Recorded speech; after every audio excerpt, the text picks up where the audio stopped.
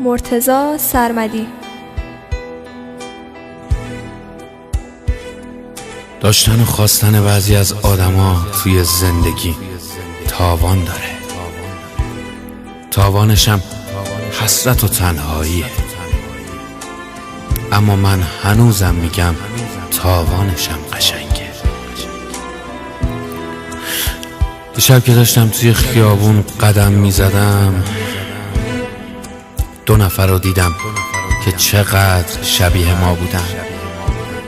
نگاه کردناشون، خندیدناشون، راه رفتنشون. یه دفعه یاد روزی افتادم که توی خیابون آروم دم گوشت گفتم دوست دارم. تو بلند خندیدی، ولی من ترسیدم، نه واسه خنده تو، واسه نگاه مردم شهر. آخه خندت انقدر قشنگ بود که ترسیدم همه عاشقت بشن. واسه همینم تو دلم به خودم 100 بار لعنت فرستادم. حالا امروز من اینجا تنها با خودم نشستم و آرزوم شده یه بار دیگه بگم دوست دارم و تو بلند بخند. حالا من اینجا رو نیمکت تنهایی هم نشستم و به ماه نگاه میکنم. انگار اونم داره به هم میخنده. میدونم داره به چی فکر میکنه. داره میگه بازم شب شد و باید برگردی به خونت و اتاقت و تخت خواب مثلا 2 نفرت و هر وقت هوا تاریک میشه چشمای منم از گریه خیس میشه. وقتی به این فکر میکنم که باید برگردم به خونه ای که یک کس دیگه جای تو در و برام باز میکنه گریم میگیره. دوباره یه شب دیگه باید به کسی که دوستش ندارم بگم سلام عزیزم، یا باید لبخند بزنم و بگم خوبم، و یا حتی به دروغ بگم دوست دارم، اما بعدش یواشکی تو دلم بگم دروغ گفتم، من هنوزم اونو دوست دارم. باز یه شب دیگه اومد و تو نیومدی.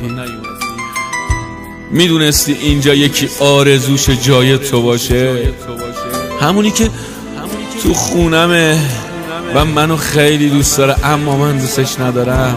راستی میخوام رو تخت خوابی که جای تو یه عروسک بذارم.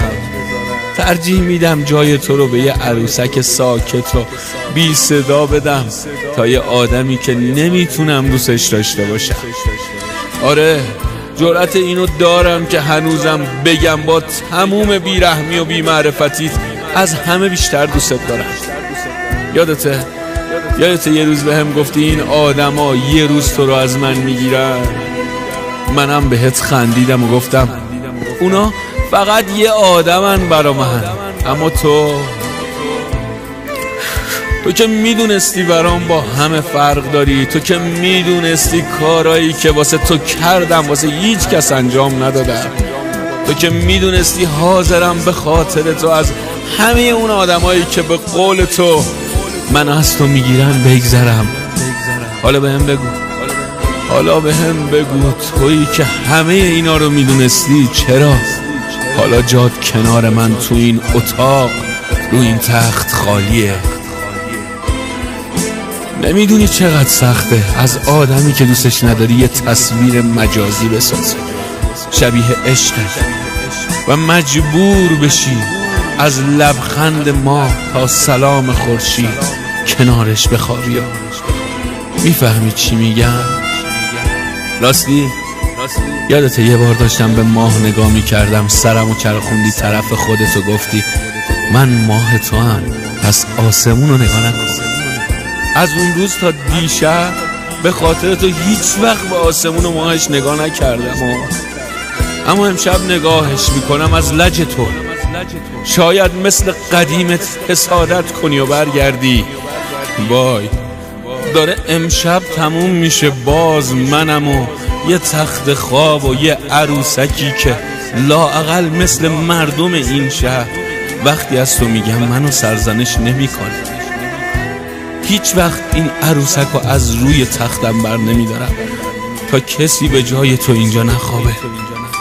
داره امشب تموم میشه، خدا کنه فردا شب مثل امشب نباشه، خدا کنه برگردی. قول میدم دیگه به ماه نگاه نکنم، قول میدم برگرد.